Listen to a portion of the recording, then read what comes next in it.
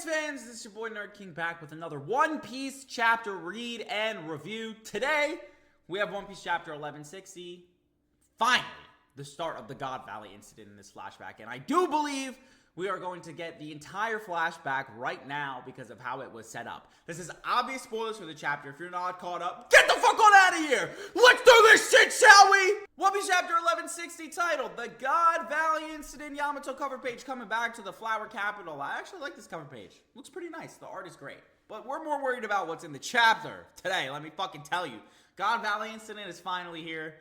And this is a little bit spoilers for later, but there is a break after this chapter. This is going to be the longest break week of my fucking life.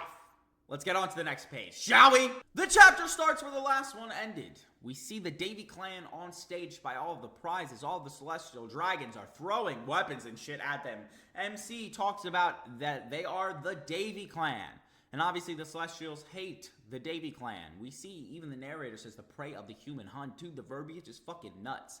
Then they're talking about they've been hated since their ancestors' time. No one would even ever try to show them love. A lonesome lineage, sever the bloodline. Aren't they Buccaneers too? Which is interesting. It could be a connection. Would be an insane parallel between Kuma and Blackbeard. The path of a hero or the path of a villain. And being on the same place with the same race. Bars would be fucking nuts. It's too dangerous to let them live. And then, of course, the MC is like, don't throw them things at them yet. You'll lose points in the game if you hurt them. That's what he cares about. Them losing points in a game, not these people actually getting hurt, because that's their fate for living and existing, is that they are going to die. Look at the bottom right, we see young Teach, and we actually see the reveal of his mother, of Rox's wife. She looks a lot like Olvia / Robin, which could be interesting, or it could be, as a lot of people have pointed out, the fact that Oda has very similar character design for all of the women inside of his story. Then we see Sever the Bloodline, and of course Teach is looking at all the Celestials like they're demons. Go to the top left, and we see Saturn and Figurlin Garling. He says, this is quite the find, Garling, and Garling says, I can only credit fate for it. Meaning, back 2 years ago, when Figurlin Garling discovered something on God Valley, this is what he discovered. The Davy clan. He's the one. He's the reason why all these people are going to die today. Introduce the favorites for the individual competition. Then we see Dragon and Shanks and Shamrock's mother in the bottom left corner. She says, it's too late for me, but I want to save the little ones. I want them to be raised by someone with a warm heart. Don't hand them over to him. Obviously talking about Figurlin Garling. Dragon, you're the GOAT! The fact that he came here, a Marine, ready to save people. I mean, not ready to save people, but uphold the Celestial Dragons, and then he turns in order to save people after seeing what they're actually doing? Him! Crazy. Let's go to the next page. Unfortunately, on the next page, Shanks' mother succumbs to her injuries and she passes away. And Dragon says, you and your children may be strangers to me, but I want to help. If I can't do that much, then I have no business standing here. Absolutely facts. You're so much better than your bum-ass father, bro. You're actually doing something. You saw how evil the Marines were, and you decided to help and to lead the system and to lead a revolution, actually, because of what you saw. Insane. The MC turns around and says there are 150 rare rabbits to hunt down. Not even people, just rabbits. That's not to mention the 13 super rare ones. Obviously, Kuma is one of them as well. And they say each of those is worth 10,000 points apiece after showing Kuma's face. Then we see the image from One Piece chapter 1096, all of the people scattering away. And the MC says there's only 1 hour before the hunt begins. Now run, little rabbits, give us a good chase. What the fuck? This is awful. This is an awful start, and it kind of just gives me an eerie feeling that all of the pirates, the main players, are also going to be in for an awful time because of how, like, gruesome God Valley was to start. You know what I mean? Like, Oda's showing the true, like, horrors of this world and the horrors that regular people, like, have to face. And the fact that Teach and his mom is in this too, and Rox is coming to save them, I feel like something bad is in store for Rox. Something bad is in store for Teach's mom. Like, it's just going to be not the most, like, not gruesome time is the best way I can point out. This whole thing is going to be gruesome and very hard to read, so definitely stick with it because God Valley is going to have some insane lore within the One Piece world. Next page! Go to the next page, we see the people fleeing. Obviously, as we just talked about the gruesome stuff, it continues. If we can hold out for 3 weeks, we'll make it. All we can do is run, find a good hiding spot, and obviously the Celestial Dragons are so excited to go hunt people down. Let the hunt begin, looking for people. We see a family hiding behind a rock, trying to get their child to stop crying. Then a Celestial says, there you are, you rabbits. And even after begging to spare the child, we see 3 gunshots. So Celestial killed all of them. This is the type of shit I'm talking about with the horrors. this is what the Celestial Dragons do. This is the people who the Marines protect, who the Admirals protect. It's awful. It's terrible. This is what happens behind closed doors. Insane. Lo and behold, go to the next page. We see more people begging for their lives. More people dying. We cut to Marie Joie, and we see people in Marie Joie cheering on screens, watching people on screens dying in a game. This is just a game to them, a game that takes place every 3 years. And they're talking about the fact that the Figurlings are in the lead, but the Bavette and Montmayor families are hot on their tails. Again, they're treating it like a sports festival. We see Figurling Garland cutting down people of God Valley, and people are cheering him on it. Then we see people talking about betting like it's a sports game, like you're watching the Giants versus the fucking Commanders. Who did you bet on? House Shepherd for the clan contest and Gunko for the solos. Really, it's your choice, but there's only one God Steel among the knights. That's a fucking crazy ass nickname. Gunko's nickname of God Steel is absolutely nuts. Let's cut to the next page. Then we see Gunko, a God's Knight of House Montmayor. And it says House Montmayor scores another massive round of bonus points as she is slaughtering the people of God Valley.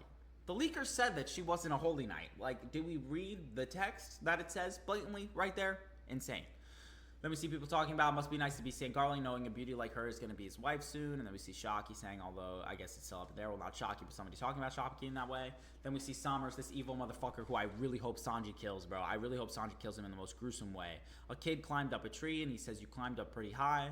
Hop on down, I laid out a nice thorny cushion for you, and the kid is sobbing, obviously, because he's gonna die. Dude, what the fuck? These fucking people are so fucked the fuck up. What the fuck? This dude needs to get... Oh my god, this dude needs to get, like, brutally tortured before he dies. That shit is insane. It's a kid. He's a fucking kid. And this is how you treat the kid on God Valley? Fuck this dude, bro. Fuck all the people who are participating in this tournament. I cannot wait to see all of them fucking get their comeuppance. You know what I'm saying? Next page.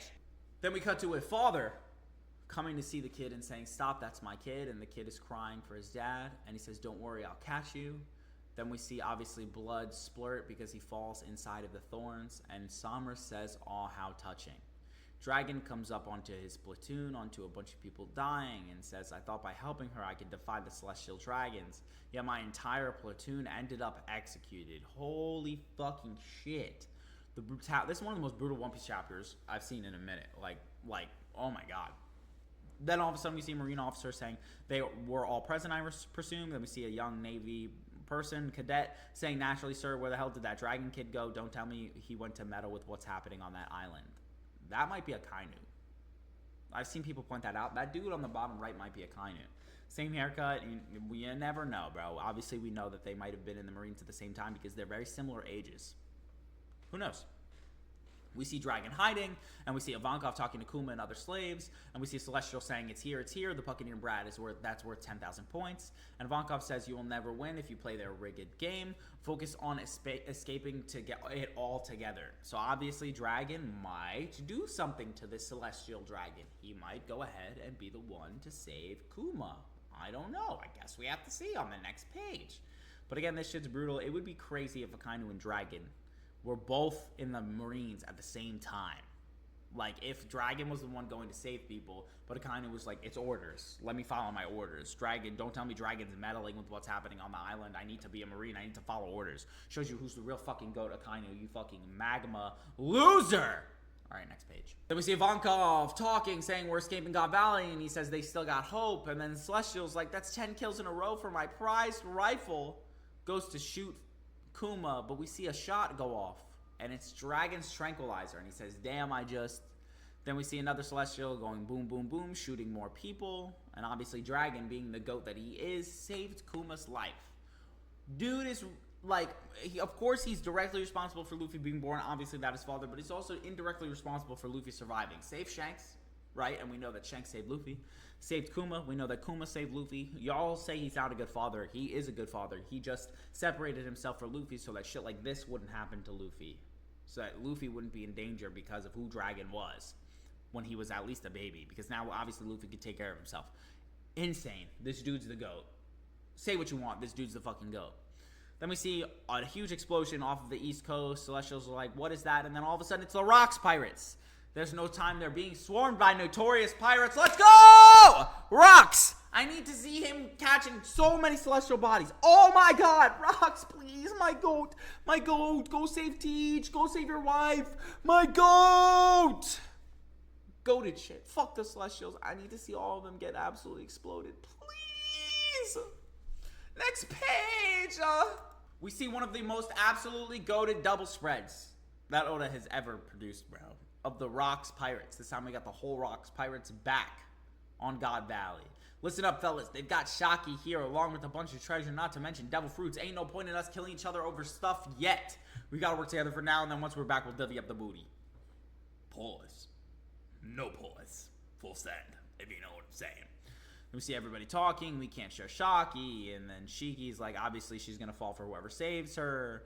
This motherfucker with the glasses, I forget his name, he says, damn right, I'm not backing down. Captain John, nah, Shocky's going to fall for whoever hauls in the most treasure. Whitebeard's like, I'm saving her as a friend, but if she falls in love, it's not a big deal. Stussy's like, yo, relax, bro. Come on now.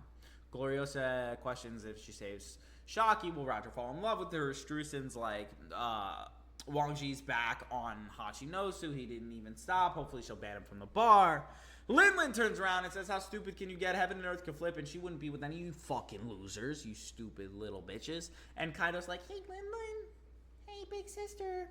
Big sis, can you give me devil fruit, please? I don't have a devil fruit. Linlin, can you please get me one? Please. Please, big mommy. Please. You're so much stronger than I am without a devil fruit. Can you please get me a devil fruit, please? Please, I'll give you a kiss on the cheek if you give me devil fruit, please. That'll be fantastic. Give me just one devil fruit. I just need one. You can only eat one, and I just need one. Please, please. Please, mama. Mama, please, mommy. Their relationship's so fucking hilarious, bro. The fact that he's asking fucking Big Mom for a devil fruit. Like, get it yourself, you fucking lazy bum. This shit's so fucking funny, bro. Yeah, but this is the type of shit we came here for, you know what I mean? This is the type of shit. This God Valley flashback just shows that the Celestial Dragons are going to get their fucking comeuppance, giving us all of the background with rocks and everything, and then setting the stage for God Valley in the way Oda did. Peak. Now I'm super excited to see the damage that these dudes are going to cause, these fucking celestial-ass losers. Next page! We see cannon fire from ships. We got to get away. Rox is like, give up, you lousy Marines. Follow me, crew. And obviously, they're pummeling through all the Marines. Not much to talk about with this page. Obviously, he's just getting to God Valley. He's getting to the shore, and we're just seeing him pummel through Marines and how they really stood no chance against the most notorious pirate crew in history. Next page. How do we... Lo and behold, we see Celestials running around. This is bad. Protect us. Get us to the middle of the island. And Dragon is obviously with Shanks and Shamrock, and he runs with the kids. The Roger Pirates have now docked on the island, and the kids are not crying. Conqueror's hockey from when they're born, bro. What are we talking about? Obviously, they're getting the Celestials to the center of the island so they don't get hurt. One of the Marines questions if the world's going to end. First rocks. Now, the Roger Pirates have made fucking landfall. This is when Roger's going to say fuck you to all of his doubters, and he's going to prove that he is the man and why he became the king of the fucking pirates. Don't doubt the absolute motherfucking goat. Next page, daddy. Oh my goodness. Lo and behold, another fucking sick-ass legendary pirate crew pulls up. And it's the Roger Pirates. They say, I'm here to save you, Shocky. You guys have no chance with her. Focus on stealing the treasure. That's Roger. But then he gets trampled right on the bottom. That's fucking hilarious. They're all going to save Shocky and everything. And Garland's like, tick, the game is over, I guess. And then all the Celestials are like, what are you doing? Do something. So this is just the Roger Pirates pulling up. Now, a lot of people have said that this dude right here is Douglas Bullet. But Douglas Bullet would be like 7 years old at this time. And obviously, he's a non-canon character. But who knows? There's a one-to-one like shot that was trending on Twitter that looks a lot like Douglas Bullet. It could be his canon introduction in a different time. It just would kind of mess up the story. Who knows? I don't know. I feel like we would have gotten his name on like that SBS that Oda did with each of Roger's crew members and talking about their roles on the crew. I feel like Douglas Bullet would have been there, obviously, if he was like a canon character. But we'll see if anything changes. Next page, bitch. Then we get another fucking sick-ass panel of the entire Holy Knights. Yo, I hate them, but they got drip. What are we talking about? She is drippy as fuck. This is drippy as hell. This design is so fucking sick. They all are absolutely nuts. And they say the Knights of God are rallying? That's bars! What are we talking about? I can't wait for all of them to die. Obviously, I don't think like a lot of them will die right now, but we'll see what happens. We'll see. I don't even know if any of them die. And then pirates are coming, obviously, keep on coming to the shore. Don't let them land. Everybody's thinking the world is ending, think we're done for. Then all of a sudden, we go to the next and the final page of chapter 1160. And we see Garp, Fist of Oppression, protecting the Celestial Dragons. That top right panel is Shiki and Whitebeard doing absolute fucking damage to people. And then Garp takes a cannonball, slings it at everybody, and they all go fucking flying, including Shiki and Whitebeard. He's like, I'm not going to watch you dice up my troops like vegetables to try to free these slaves. Come on now, I'm Garp the Oppressor, bro. Rox and Roger turn around, they say, What do we... Dude, Roger and Garp did not team up, I'm telling y'all. Then everybody's cheering, that ship, it's Vice Admiral Garp. He goes, I'm here. I am here. You too can be a hero. And then he says, reinforcements have arrived. And then everybody's like, woohoo, we're saved. The legends have assembled. The end of One Piece chapter 1160. Break next week. Dude, what a fucking setup. Oh my god. That's how you end a fucking chapter. That's how you start the God Valley incident. Let's give it a rating and talk about our full thoughts about the chapter, shall we? Let's do this shit. One Piece chapter 1160, 10 out of 10, easy. I am a sucker for lore that had lore all up and down. We got the background of the Rocks Pirates. We got the Rocks Pirates being formed, why Rocks was there, how the government was possibly lying about how evil Rocks was, why he formed his crew, the fact that he went up against Emu, all that stuff. And then we cut to God Valley. We see Rocks and we see Blackbeard and his mother all on God Valley. We see them obviously being hunted by everybody. So now there's reason for us to root for Rocks, to actively cheer for him on God Valley as well, as we're cheering for Roger. Fuck Garp, because nobody cares about Garp. You gave us the backstory of the Rocks Pirates, leading into more lore of God Valley and watching the Celestials do the evil shit that they did to the native population. So you're giving us people to cheer for. People who we've been with for the past 10 chapters before we got to this incident. Now I'm emotionally invested, as I've been hype invested for the past 300 chapters, because obviously who wouldn't want to see all of these big-ass pirates fight? That is how you build up that story. That's how you build up this flashback. This flashback will happen right now. Ignore everybody on Twitter who's turning around and be like, it's not going to happen. They're just going to show a couple clashes and not actually what happened. No, that's ridiculous. They're going to show the whole fucking thing. That chapter was absolutely glorious, and this is going to be the longest break week of my fucking life. I don't want to deal with it. Thank you all so much for tuning in to our One Piece Chapter 1160 review. Make sure you're tuned in for another 2 weeks for our One Piece Chapter 1161 review, and obviously, One Piece Episode 1143 is coming out this weekend, so we're going to be doing a live reaction to that as well. Don't forget to tune into that. Y'all take care. Don't forget to eat your Wheaties, and remember, get fucked!